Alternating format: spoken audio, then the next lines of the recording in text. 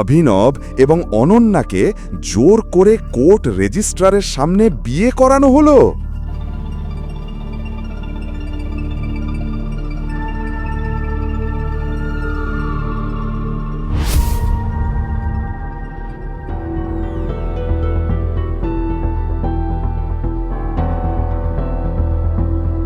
বিয়ে হবার সঙ্গে সঙ্গেই গ্র্যান্ডপা অভিনবকে আকরামের পার্টিতে পাঠালেন, যেখানে অনিচ্ছা সত্ত্বেও অভিনবের মুখোমুখি হল তার প্রাক্তন প্রেমিকা বৈভবী। আরে তুমি তো বোধহয় এখানে ফুলের তোড়া ডেলিভারি দিতে এসেছো, তাই না? তোমাকে এই বিলাসবহুল পার্টিতে দেখে আমার বমি পাচ্ছে। বৈভবী আর কিছু বলার আগেই অভিনব তার স্ত্রী অনন্যার কণ্ঠস্বর পিছন থেকে শুনল।